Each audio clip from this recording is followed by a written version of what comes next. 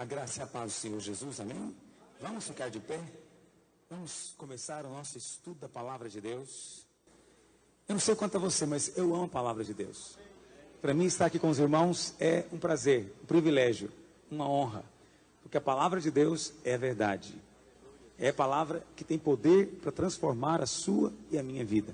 É a própria semente de Deus. Se você abrir o seu coração, a semente de Deus vai entrar dentro de você. Amém? Então feche seus olhos, a senhora põe sua mão no seu coração. Peça ao Senhor que dê a você espírito de revelação, de entendimento. Ó Deus poderoso, nos colocamos diante de Ti nesta hora, em reverência, para expor Tua palavra. Dá-nos, ó Deus, da Tua graça e da Tua ousadia. Que aqueles que nos ouvem, ó Deus poderoso, possam ser tocados, possam ser abençoados pela Tua palavra viva. Ó Deus poderoso, tira, Senhor, dos ouvidos todo tipo de espírito que distorce as palavras. E quanto a nós, dá-nos palavras espirituais que traduzam as realidades espirituais.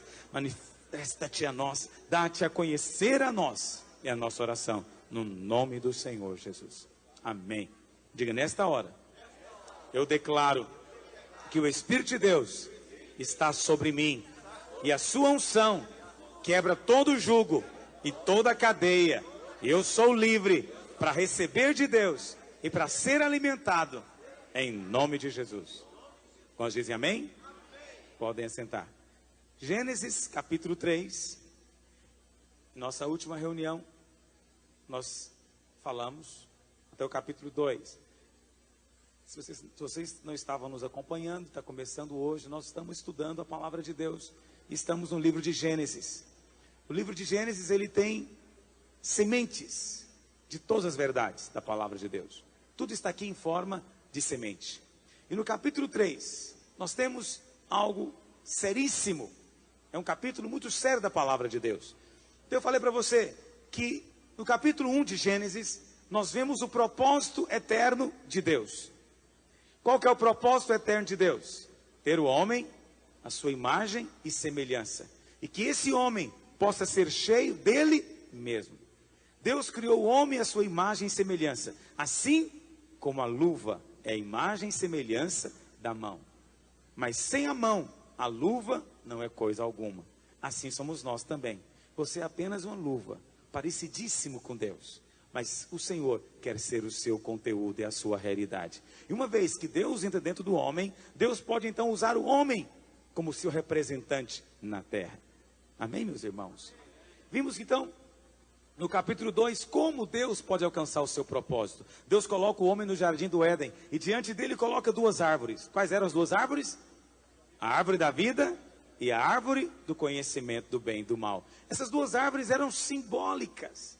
Simbolizavam o quê? A árvore da vida aponta para o próprio Deus, o próprio Senhor Jesus. E a árvore do conhecimento aponta para tudo aquilo que não é Deus, inclusive o diabo. Deus queria que o homem espontaneamente o escolhesse, porque Deus é nobre, não é verdade? Deus é nobre. Deus não queria um robô. Deus não queria ninguém obrigado a estar com ele. Deus não queria manipular ninguém, porque o Senhor é um Deus nobre. E na sua nobreza, deu liberdade de escolha ao homem. Mas nós vemos agora no capítulo 3, qual foi o resultado disso? Qual foi a consequência disso? Eu disse para você, na última reunião, que o diabo sempre acusa a Deus. Sempre diz para Deus. E eu contei para você que é a história de Jó. Quanto se lembra da história de Jó? Eu contei mesmo. É importante que você guarde isso. Um belo dia, a Bíblia fala que os anjos vieram ter diante de Deus e Satanás veio ter também junto com os anjos. E Deus então falou para Satanás: você viu meu servo Jó? Viu meu servo Walter? Viu meu servo Júlio César? Não, servos como estes não tem. Eles são maravilhosos. Você observou o comportamento, a integridade, a santidade, a fidelidade. Eu imagino Satanás com aquela cara dele, deve colocar um dedo no bar do queijo e falou: qualquer um serve o Senhor desse jeito. O Senhor abençoa eles, o Senhor prospera eles, tudo que eles querem eles têm, cheio de saúde, proteção. Assim qualquer um quer o Senhor. Satanás disse para Deus. E o Senhor falou o quê? Aceita o desafio. Pode tirar tudo que ele tem. E Satanás num dia tirou tudo que Jó tinha. Perdeu os filhos, perdeu os bens, ficou sem nada. Qual foi a resposta de Jó? Nu vim ao mundo, nu voltarei. Deus deu, Deus tirou, bendito seja o nome do Senhor. Aleluia. Que resposta. Imagina, Satanás ficou ensandecido, ficou enlouquecido com aquela resposta. Aí ele voltou diante de Deus. E eu imagino que Deus estava, como se diz, mais cheio de si, com toda reverência. E falou para ele: está vendo, eu te falei, são meus servos, eles me amam. Você foi lá, tirou tudo que eles tinham, você tocou nos filhos, tocou nos bens, e ele ainda foi fiel a mim, e não blasfemou, e não correu de mim. Satanás falou: mas é porque ele está saudável ainda. Se ele ficar doente, homem nenhum doente vai querer se preservar fiel ao Senhor. Deus falou: tá bom, aceita a segunda aposta. Pode ir lá, mas não pode tirar a vida dele. Mas pode colocar a enfermidade.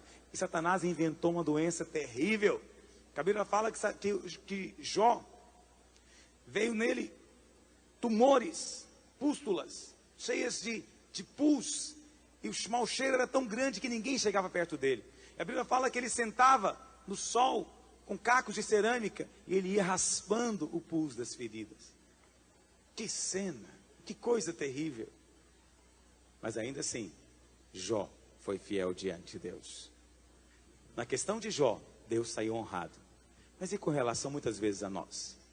Deus coloca sempre diante de você escolhas. Deus é um Deus nobre, nunca vai impedir você de ter opções. Muitas vezes nós, pastores, não somos muito nobres. Muitas vezes nós, pai e mães, não somos muito nobres. Por quê? Porque não queremos nossos filhos tenham alternativas, tenham opções. Há líderes que proíbem os seus membros de irem a outras igrejas, porque não querem que eles vejam outra coisa, não querem que tenham opções. Com Deus não é assim. Deus fala: pode ver, pode olhar. Aqui está a árvore do conhecimento, aqui está a árvore da vida. O que você quer? O que você deseja? O que você escolhe? Deixa eu dizer algo para você. Eu não sei com relação à sua escolha, mas eu sei da minha. Eu quero o Senhor. Eu tenho fome de Deus. A minha vida é para Deus. Mesmo quando eu não entendo as coisas, eu glorifico a Deus. Mesmo quando tudo parece tão confuso e bagunçado, eu sou pelo Senhor, eu faço questão de calar a boca do diabo. Mesmo quando acontecem coisas comigo, e às vezes acontece com todos nós, situações de pressão, tribulação, não é? Às vezes até situações de enfermidade, calamidade, mas mesmo nessa circunstância, eu sempre digo para o inimigo: eu escolho a Deus, porque eu amo o Senhor. Eu não estou com Deus por causa das bênçãos que Ele pode me dar. Porque na verdade, qual foi a acusação que o diabo fez para Deus? Você suborna os seus servos, você compra eles com bênção, você compra eles com presentes. Para de abençoar e eles caem fora. Eles vão cair fora. É isso que o diabo diz. Eu pergunto para você: você está com Deus pelo que Deus é ou pelo que Ele pode dar para você? Você está com Deus interessado no presente na mão dEle ou interessado no coração dEle? Eu não sei. Talvez você está aqui preocupado com uma bênção. Deus também quer nos abençoar. Deixa eu dizer algo para você. Mas antes de tudo, Ele quer que você o ame e o queira. Adão escolheu mal. Adão escolheu mal. Há um dia em que nós somos tentados. Vamos estudar como é que foi a tentação. Como é que Adão foi tentado? Não fique pensando que a história de Adão é um mito. Não fique pensando que a história de Gênesis é uma fábula ou invenção humana. Houve um dia na história em que Deus criou o homem. Você pode pensar que o homem veio do nada, surgiu por acaso de um acidente da evolução. Mas o homem é fruto de um projeto. O homem é fruto de um propósito. O homem é fruto de uma inteligência muito superior sobre-humana. É fruto de um propósito de Deus, um propósito divino. Eu falei para os irmãos que Deus, sendo nobre, permitiu ao homem ser tentado, porque Deus está no controle de tudo. E como Adão foi tentado, nós também somos hoje. A história de Adão é também semelhante à sua história. As tentações que nós passamos no nosso dia a dia. E vamos entender o que aconteceu, como aconteceu e quais foram as consequências. Primeiro, vamos ver qual foi a base da tentação do diabo. Em que constituiu essa tentação? Vamos ler? Gênesis capítulo 3. Mas a serpente, mais sagaz que todos os animais selváticos que o Senhor Deus tinha feito, disse à mulher: é assim que Deus disse: não comereis de toda a árvore do jardim? Respondeu-lhe a mulher: do fruto das árvores do jardim podemos comer, mas do fruto da árvore que está no meio do jardim, disse Deus, dele não comereis, nem tocareis nele, para que não morrais. Então a serpente disse à mulher, é certo que não morrereis, porque Deus sabe que no dia em que dele comerdes, se vos abrirão os olhos, e como Deus, sereis conhecedores do bem e do mal. Vendo a mulher que a árvore era boa para se comer, agradável aos olhos, e árvore desejável para dar entendimento, tomou-lhe do fruto e comeu, e deu também ao marido, e ele comeu. Aqui começa a história da queda do homem. Como aconteceu isso? Primeiro a Bíblia fala que Satanás entrou em cena. Entrou em cena através da serpente. Ele entrou na serpente. Você consegue imaginar a cena? Imagina você, Eva, de repente andando no jardim e aparece uma cobra falando com você. Que voz será que ela tinha? Eu já tenho medo de cobra, mas cobra falando deve ser realmente algo satânico. E a cobra veio conversar com ela. E ela não ficou assustada. Talvez porque para nós hoje a cobra tem um símbolo espiritual muito sério. Não tinha até então. E com a primeira coisa que o diabo fez? Levantou dúvida com relação ao que Deus diz. A primeira coisa que o diabo quer fazer com você é levar você a duvidar da palavra de Deus. Olha como é que ele começa. Não é assim que Deus disse? Por acaso não foi assim que Deus disse? Não comereis de toda a árvore do jardim? Não foi assim que Deus falou? E a mulher falou, podemos comer de todas as árvores, mas do fruto da árvore que está no meio do jardim, não podemos comer dela. E Eva até acrescentou um pouquinho mais que Deus não havia dito, e disse, nem podemos tocar nela. E o que o diabo diz então? Verso 4, é certo que não morrereis, disse ele à mulher. Não morre não. Então você tem duas palavras diante de você. Você tem a palavra de Deus e tem a palavra da serpente.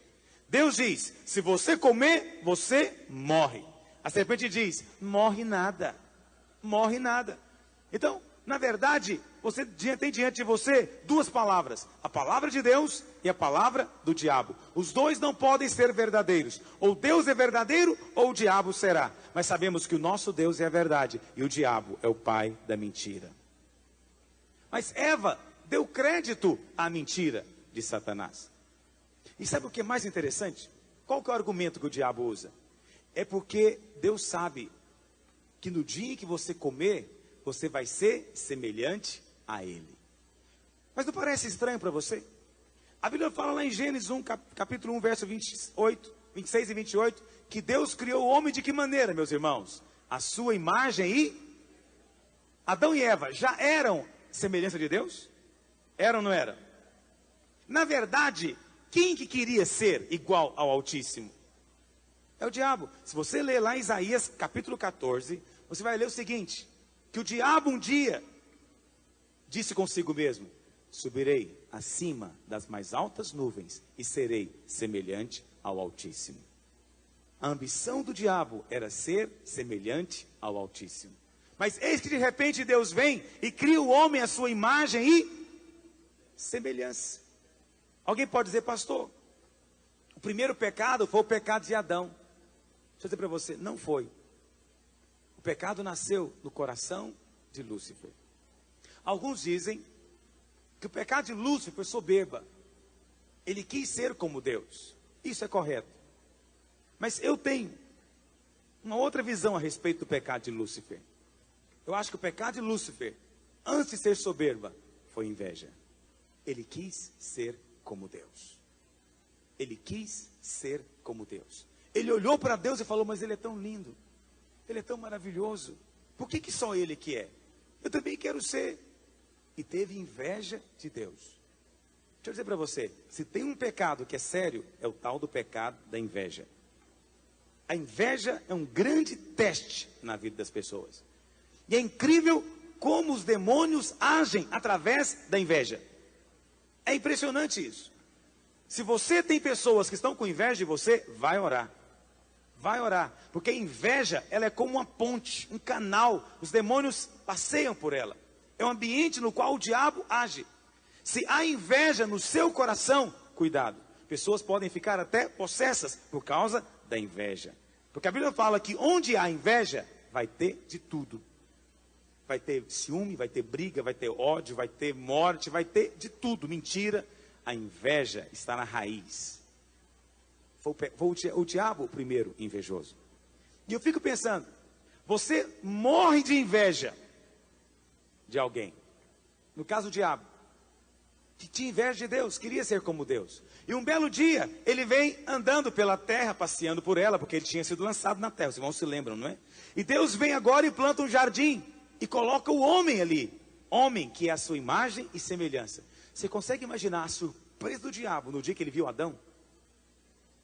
Consegue imaginar a raiva que ele não ficou no dia que ele viu Adão?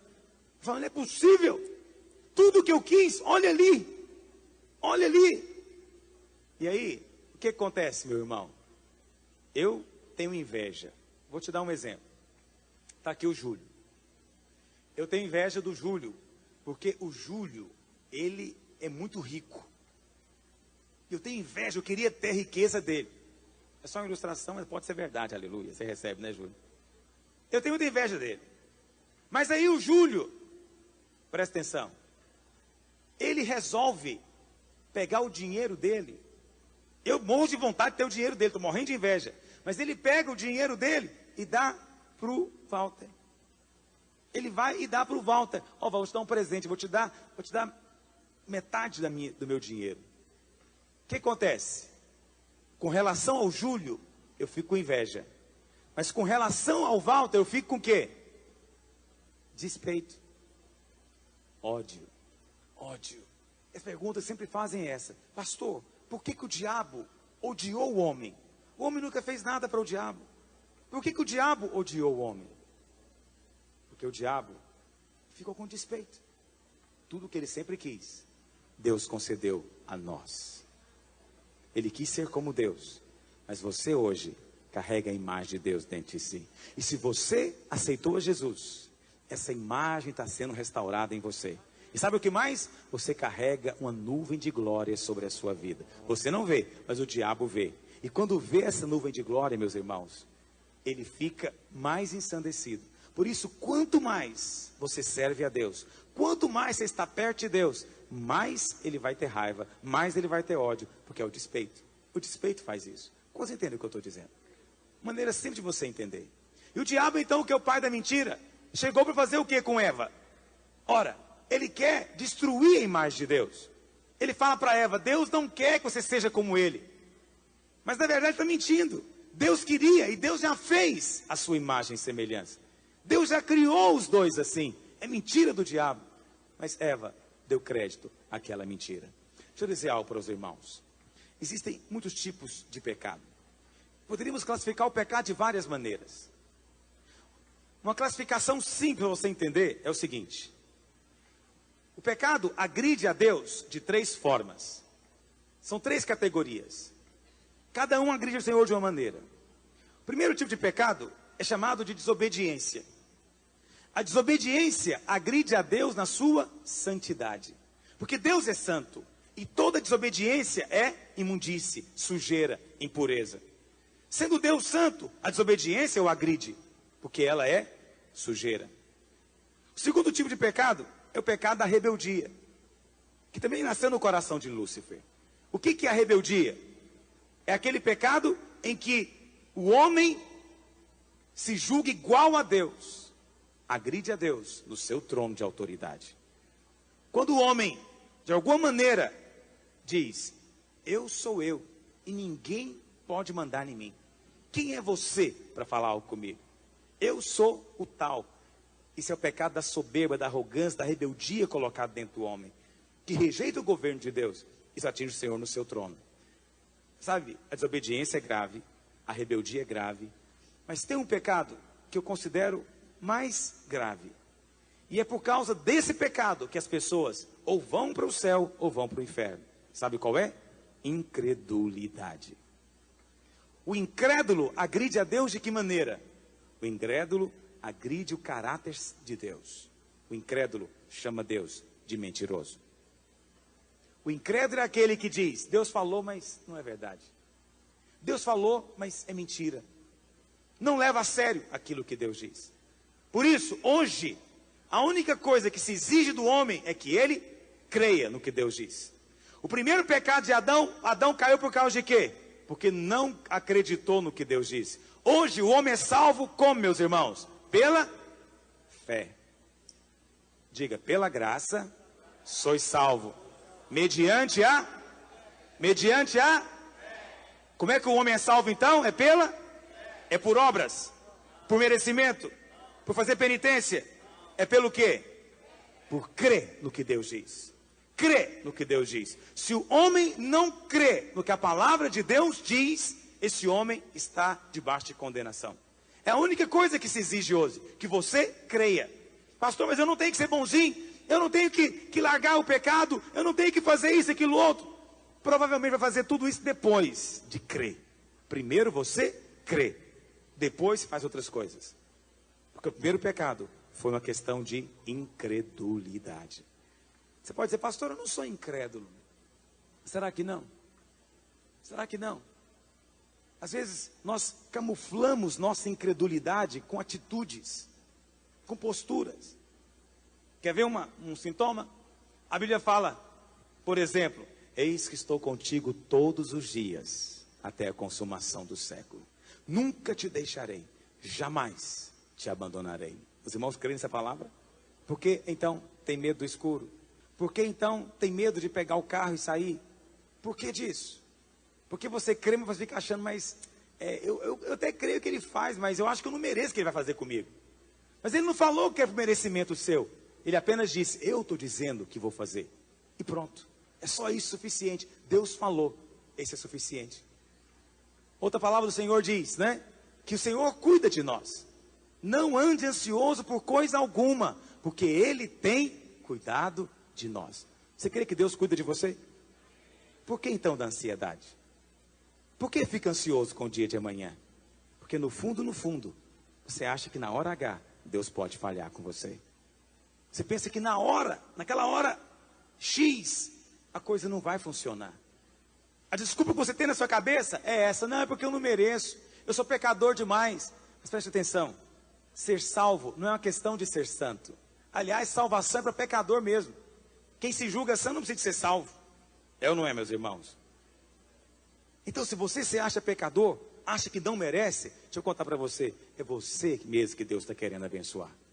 Se você pensa que não há mérito nenhum na sua vida, então é você mesmo que Deus quer abençoar. Sabe quem Deus não abençoa de forma alguma? Aquele que se acha bom. Aquele que se diz melhor do que os demais. Está fora da bênção de Deus. Porque Jesus não veio para os sãos. Ele veio para os doentes. Ele não veio para os justos. Ele veio chamar pecadores ao arrependimento. Só que é um engano seu pensar que você é justo. Porque não há nenhum homem bom, nenhum sequer.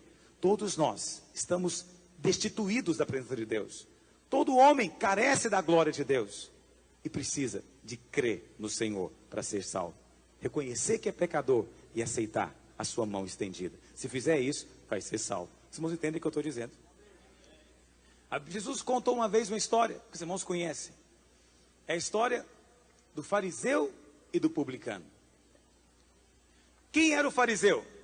O fariseu é aquele sujeito que ia na igreja todo domingo, fazia campanha durante a semana, dizimista, vestia uma roupinha de crente, colarinho, tudo abotoadinho. Esse era o fariseu. Esse fariseu vestia uma roupinha muito limpa também. Normalmente era da classe média, bem sucedido. Gostava de orar em voz alta. Amantíssimo Deus e eterno Pai. Sabia Bíblia de cor. Sabia tudo de teologia. Esse era o fariseu. Publicano, quem que era o publicano? Hoje em dia não tem essa palavra mais. A figura mais próxima do publicano é o político corrupto. Já ouviu falar no juiz Lalau? Ouviu falar nele? Nicolau? Todo mundo acha que ele é o maior pecador do Brasil, não é verdade? Todo brasileiro acha que ele tinha que ser eletrocutado na cadeira elétrica, ele é um safado. Estou certo ou estou errado? Acha ou não acha? Eu não acho não, mas você acha. Esse é o senso comum. Agora imagina, vou então colocar dessa maneira. Um fariseu e o juiz Lalau subiram no monte para orar.